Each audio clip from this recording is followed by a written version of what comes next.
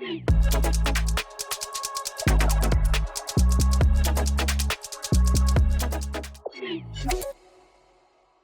this is Brian Pasch, and welcome to another exciting podcast interview.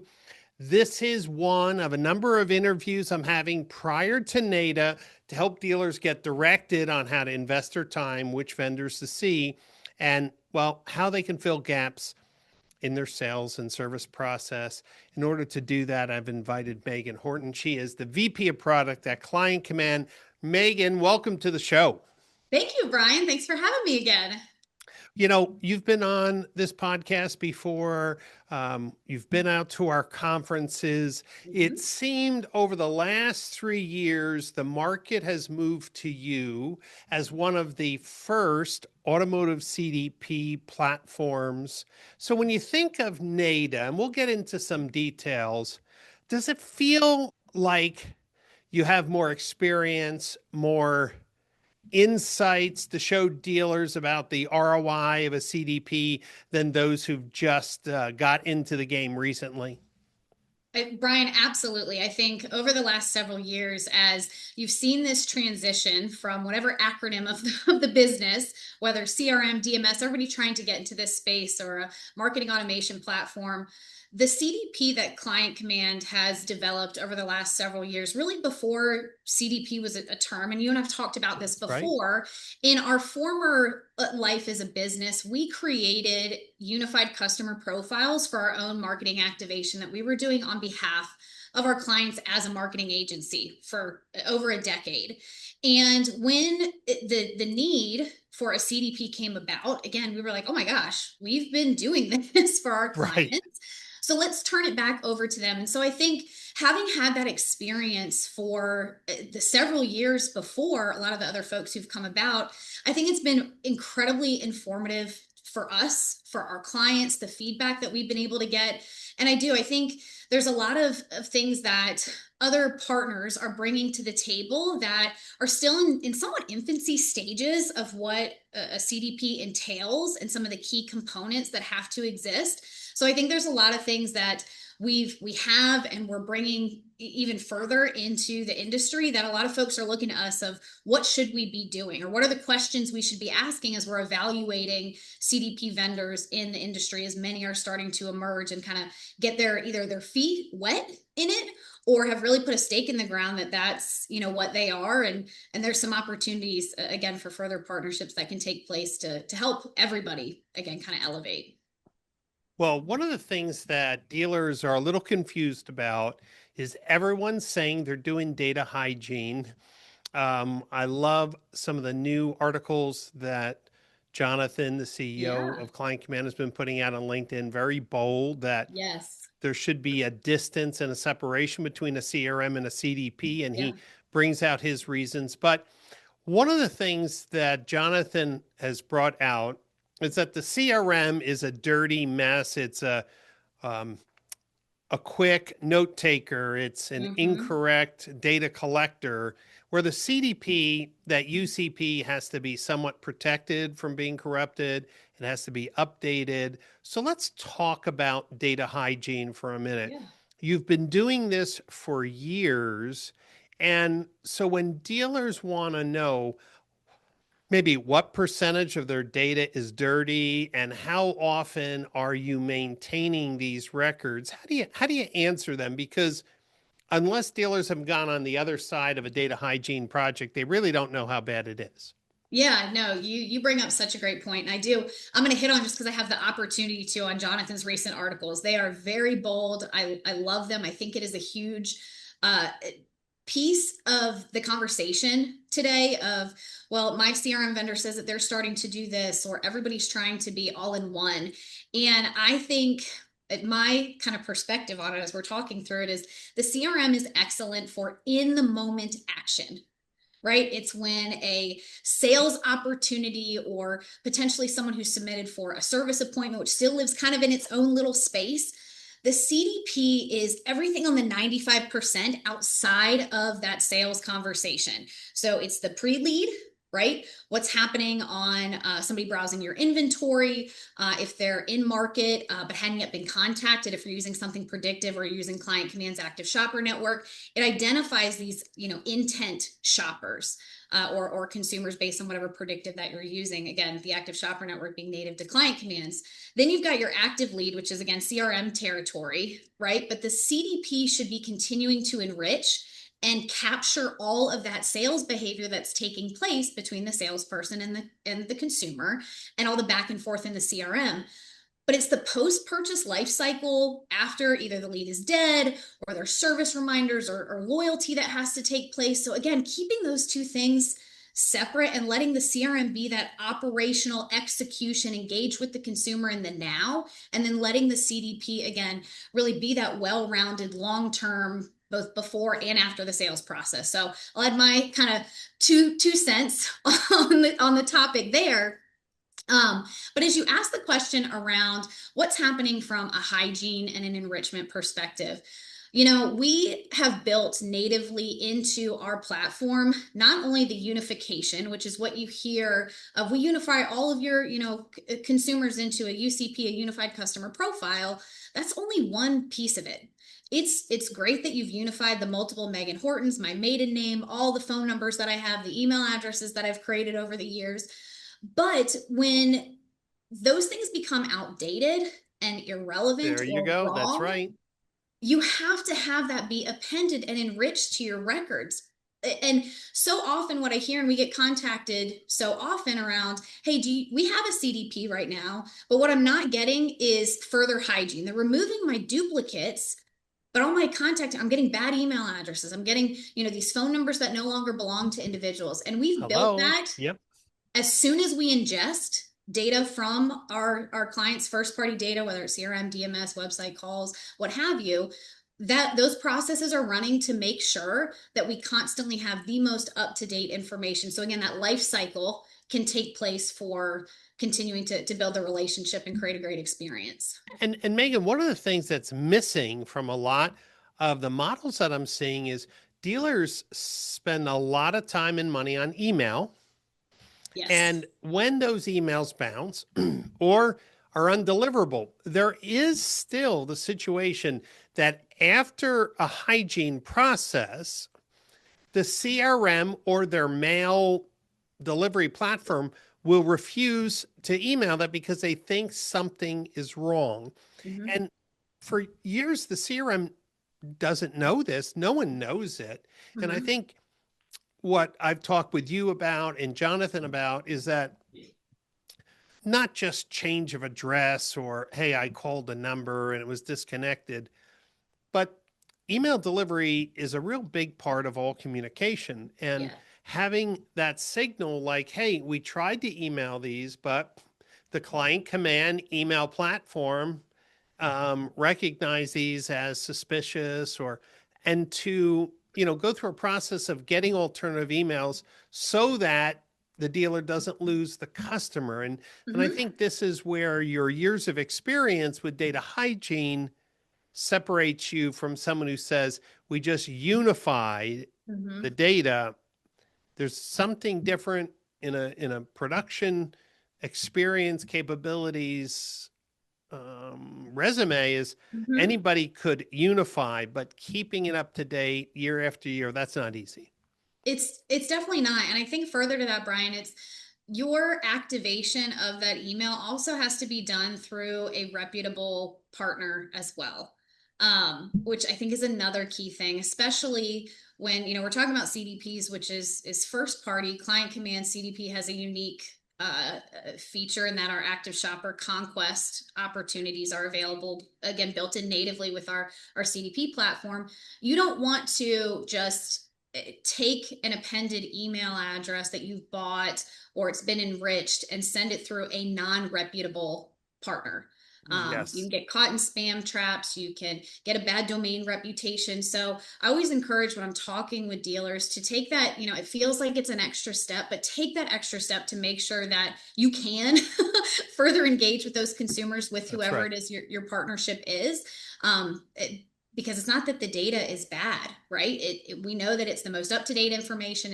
It's opted in contact information for Brian Pasch or Megan Horton or whoever the consumer is, but you have to think about the whole cycle. And that's why working with a partner who has those relationships as well is really, really key.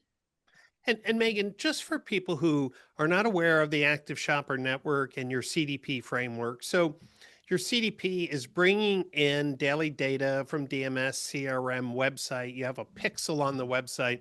So the UCP, the shopper profile is being updated. But any dealer who's implemented a CDP using just deterministic identity resolution, they have to wait for someone to fill out a form on their website or click on a link on an email that's sent out in a specific way. This process of actually matching customers to a digital ID or their shopper ID is slow. And this is where the Active Shopper Network comes in. For your clients, say it's a Ford dealer in a particular market, you know all the people who are shopping for Fords in that market. You can add the Active Shopper audience to their marketing strategy, right? Because you can deploy direct mail for them or email for them or social media ads, all using the dealers plus the Active Shopper Network. How does that give your dealers a competitive edge? Because maybe dealers haven't tested the quality of the Active Shopper Network versus I bought a list from Polk or I bought a list from Experian or Equifax. Yeah, absolutely. So the Active Shopper Network, for those that don't know, is Client Command's patented data network that monitors the consumer behavior online across the entire internet. So not just what's happening on your first party website where you may be getting some identity resolution, but it's across all of the sites that are out there that a consumer can be browsing for inventory, safety ratings. They're really learning anything about a vehicle in their shopping journey. And so with the Active Shopper Network, there is a benefit to getting to the consumer first. We have seen it time and time Love again that. in engaging with the consumer as soon as they start their journey. So it doesn't have to be, bottom funnel, top funnel, wherever the consumer is, you need to engage with them with what's important to them.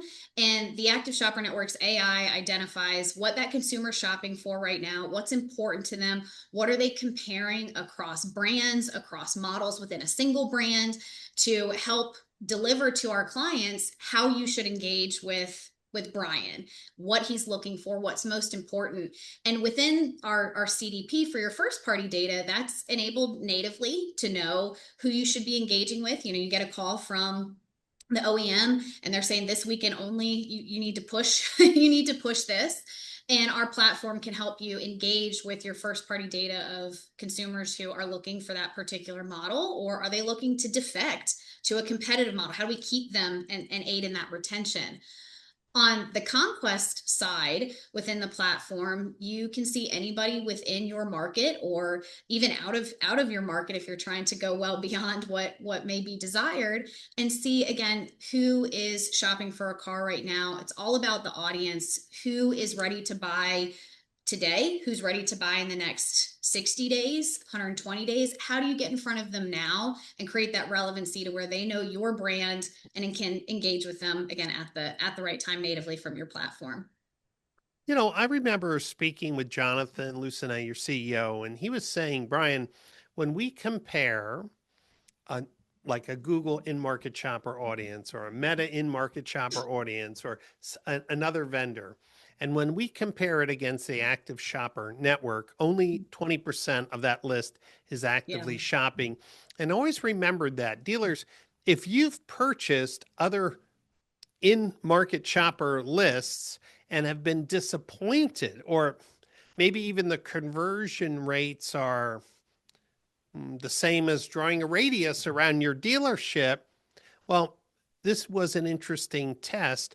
Remember, list companies make money by selling quantity, not Mhm. just quality. And so if you have a really good quality list, but it's small, they're going to backfill it. I know that sounds like a harsh thing, but that's the list business. How much can I dilute and still sell it and keep a customer? Mhm. So Megan, I think one of the things that dealers need to understand when they come to your booth is the performance lift in marketing. And I saw a recent uh, case study where you partnered with Dealer eProcess that did Amazon advertising. Normal Amazon campaigns performed at X. And what was the lift in Amazon advertising conversions when they used the Active Shopper Network? So I wish, Brian, I had the exact number in my head right now. But what I can tell you is we did this comparison I think it of was like a 4X Amazon, lift. if not more in some stores. We ran a test between 10 and 15 stores, and every single store had an increase in conversion compared to the Amazon list. Some were somewhere around 1 to 2 times. There were some that were 4, some that were Yeah. larger. So exactly what the average is, but that still speaks to it of every little incremental increase that you can have. And the other big piece in this is the audience sizes were also different because the active shopper network, because you know who's actively shopping, were smaller audiences because you're intentionally targeting and engaging with consumers who care about buying a vehicle right now versus this kind of generic geography play that so often when you go to these list companies, they're like, oh yeah, there's 100,000 people. Well, 100,000 people are not shopping right now. Right, I can right. That's guarantee just that. quantity Correct. to make more money. So Yes. when Yes. your CDP has the dealer's first party data unified and modeled, plus the active shopper network, your platform also has marketing activation, right? And this is Yes. very important. So data hygiene, data unification, um, continual profile updating based on CRM, DMS, and website call activity. Mhm. Now, I have these audiences and I want to market to these people. Some of the audiences are too small for Google and Facebook. So, what are the options for marketing or communication that you can offer dealers direct through your platform? Yeah, absolutely. So we have several options for activation. And actually at NADA, we're unveiling kind of a new feature set around our activation hub for both native as well as really vendor agnostic activation, which I think is another huge opportunity for dealers. So within our platform, there is email, direct mail. We have a BDC for when you need outreach to your first party customers, Love as well that. as in the states where it's okay to do outbound phone calls to a conquest record. Meta, OTT, as well as these options to send your audience data via a secure method to an Amazon S3 bucket or a secure FTP.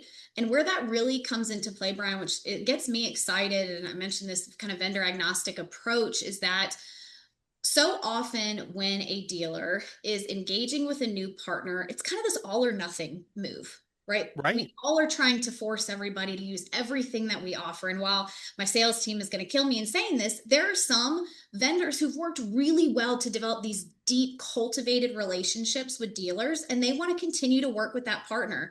And I respect that. We have a ton of clients that are also like that, Right. that they want to continue to use us.